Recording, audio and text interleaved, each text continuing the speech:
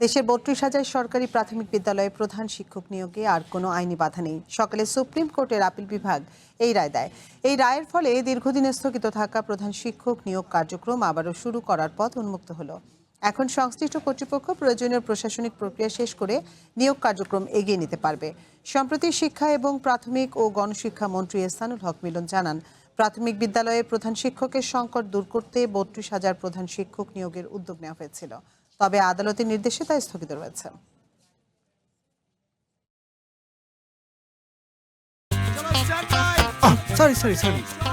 লাইফে কখন কি হয় গ্যারান্টি আছে? তাই ইন্স্যুরেন্স করুন সিটি ব্যাংকে, কারণ ইন্স্যুরেন্স করলে সিটিতে সুরক্ষা পাবেন নিশ্চিতে। এনে বিস্তারিত জানাতে আমাদের সাথে যোগ দিচ্ছেন বাগেরহাট থেকে সহকর্মী শেখ আবু তালেব এবং নাটোর থেকে নাজমুল হাসান। শুরুতে যাব বাগেরহাটে আবু তালেবের কাছে। আবু তালেব, এই যে সুপ্রিম কোর্টের আপিল বিভাগ যে রায়টি দিল, এই রায়ের ফলে দীর্ঘদিন স্থগিত থাকা প্রধান শিক্ষক নিয়োগ কার্যক্রম পুনরায় শুরু করার পথ কিন্তু উন্মুক্ত হয়েছে। তো এই বিষয়ে বিদ্যালয় কর্তৃপক্ষ কারোর সাথে কথা বলতে পেরেছেন? তাদের প্রতিক্রিয়া জানতে পেরেছেন?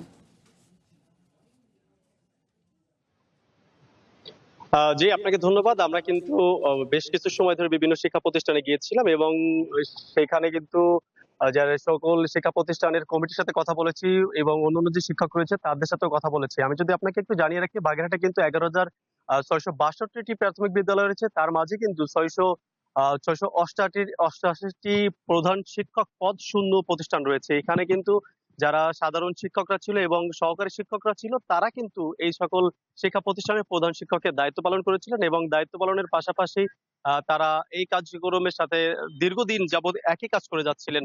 তবে এর কারণে কিন্তু দেখতে পেয়েছি আমরা বিভিন্ন সময় যে শিক্ষা কার্যক্রম অব্যাহত হচ্ছে এবং সুশীল সমাজ শিক্ষা প্রতিষ্ঠানে যে সকল শিক্ষার্থীরা পড়েন তাদের যে গার্জিয়ানরা রয়েছে তাদের সাথে কথা বলেছে, তারাও কিন্তু আমাদের জানিয়েছে যে প্রধান শিক্ষক না থাকার কারণে সহকারী শিক্ষক প্রধান শিক্ষকের দায়িত্ব পালন করছেন এবং এই শিক্ষা প্রতিষ্ঠান অনেক উন্নয়নমূলক কার্যক্রম থেকে কিন্তু বিরত রয়েছিল। এবং এই যে বিষয়গুলো নিয়ে দীর্ঘ প্রক্রিয়া শেষে আজ যখন রায় হলো যে সম্ভবত প্রধান শিক্ষক নিতে আর কোনো বাধা থাকবে না, সেই জন্য কিন্তু প্রধান শিক্ষকের জন্য শিক্ষা প্রতিষ্ঠান এবং যে সকল কমিটির লোকেরা রয়েছে তারা কিন্তু খুব আশাবাদী যে এখন বাগেরহাটে যেহেতু অর্ধেকেরও বেশি শিক্ষা প্রতিষ্ঠানের প্রধান শিক্ষক ছিল না, সে সকল শিক্ষা প্রতিষ্ঠানে স্বাভাবিকভাবে তারা প্রধান শিক্ষক পাবেন এবং তারা এই প্রধান শিক্ষক দিয়ে শিক্ষা কার্যক্রম আরো বেশি ভালোভাবে হবে বলে তারা আশা করছেন। আমি যে প্রতিষ্ঠানটি রয়েছে এই প্রতিষ্ঠানে কিন্তু একই অবস্থা রয়েছে, যারা সহকারী প্রধান শিক্ষক দিয়ে কিন্তু এই শিক্ষা কার্যক্রম চলছে এবং দীর্ঘদিন যাবত একই অবস্থা চলছে। এছাড়া বাগেরহাটের শহরের আমরা অধিকাংশ বিদ্যালয়ে গেছিলাম, সেখানে কিন্তু একই অবস্থা। তবে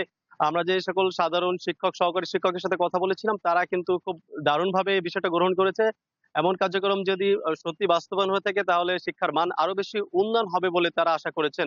আমরা শিক্ষার্থীদের সাথেও কথা বলেছিলাম, প্রাথমিক বিদ্যালয়ের বিভিন্ন শিক্ষার্থীরাও বলেছে তারাও কিন্তু ভালোভাবে শিক্ষা গ্রহণ করতে পারবে বলে জানিয়েছেন তারা। এই ছিল বাগেরহাট থেকে আমার কাছে সর্বশেষ। আবু তালেব, আপনাকে অসংখ্য ধন্যবাদ আমাদের সাথে যোগ দেবার জন্য। এবার আমরা যেতে চাই নাটোরে। সেখানে আছেন আমাদের আরেক সহকর্মী নাজমুল হাসান। নাজমুল হাসান, এই যে আমরা বাগেরহাটের তথ্য জানছিলাম, নাটোরের পরিস্থিতিগুলো কি স্কুল কর্তৃপক্ষ কারোর সাথে কথা বলতে পেরেছেন? তারা এই আপিল বিভাগের রায় ঘোষণার পর কি ধরনের প্রতিক্রিয়া জানিয়েছেন? আতিফা, আপনি যেমনটি বলছিলেন, আমি প্রথমেই বলে নেই যে নাটোর জেলাব্যাপী প্রায় ১২34টি সরকারি বেসরকারি প্রাথমিক বিদ্যালয় রয়েছে। তার মধ্যে ৪৩৯টি বিদ্যালয়ে কিন্তু প্রধান শিক্ষকের পদ শূন্য এবং ৪২টি বিদ্যালয়ের এখনও মামলা চলছিল। আমরা আজকে অবস্থান করছি নাটোরের লালপুর আদর্শ সরকারি প্রাথমিক বিদ্যালয়ে। আমরা এখানকার যিনি প্রধান শিক্ষক রয়েছেন মোহাম্মদ জাহাঙ্গীর আলম, তিনিও কিন্তু গত ২ বছর যাবৎ এখানে ভারপ্রাপ্ত প্রধান শিক্ষক হিসেবে দায়িত্ব পালন করছেন। তার কাছ থেকে আমরা জানার চেষ্টা করব আসলে এই যে আজকের যে সর্বোচ্চ আদালতে মামলার রায় হলো, সেই রায়ে তিনি তার অনুভূতি কি এবং কতটুকু সন্তুষ্ট হয়েছেন তিনি। আপনাদের এই মামলা শুরু হয়েছিল কবে এবং আজকে যে আদালতে রায় হলো দেখেছেন তো? দীর্ঘদিন হলে এই মামলাটি ঝুলেছিল, আমরা শুনেছি বিভিন্ন মিডিয়াতে, পত্রপত্রিকাতে এবং আমাদের নেতৃবৃন্দের মাধ্যমে। যে আসলে আমরা দীর্ঘদিন ধরে এই যে অবস্থায় রয়েছি, জ্যেষ্ঠ হিসেবে আমাদের আগে যাওয়ার কথা ছিল, আসলে সেই পথটি দীর্ঘদিন রুদ্ধ হয়েছিল। আমরা সোশ্যাল মিডিয়ার মাধ্যমে যখন জানতে পারলাম যে আমরা আসলে এই মামলাটির রায় হয়েছে এবং আমাদের পক্ষে গিয়েছে, তখন আসলে অনুভূতিটা খুবই আমার কাছে খুবই ভালো লেগেছে। আমাদের সবার জন্যই ভালো লেগেছে, যারা আমাদের সিনিয়র পার্সন রয়েছে। অনেক ভাই ছিল আমাদের সঙ্গে যারা রিটায়ারমেন্টে চলে গেছে, আমাদেরও চাকরি শেষের দিকেই প্রায়।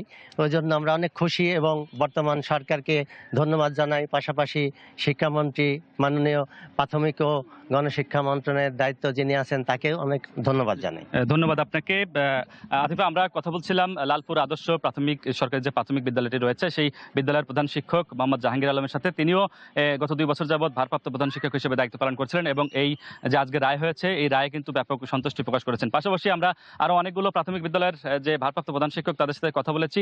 তারা আমাদেরকে তাদের অনুভূতি জানিয়েছেন যে আজকের যে রায় সেই রায়ে কিন্তু ব্যাপক মানে আনন্দ উল্লাসে মেতে উঠেছেন তারা। দীর্ঘদিনের পর যে এই রায় হয়েছে তাতে তারা অনেক সন্তুষ্টি প্রকাশ করেছেন। আতিফা, নাটোর থেকে এই ছিল আমার কাছে সর্বশেষ। নাজমুল হাসান, আপনাকে অসংখ্য ধন্যবাদ আমাদের সাথে যোগ দেওয়ার জন্য।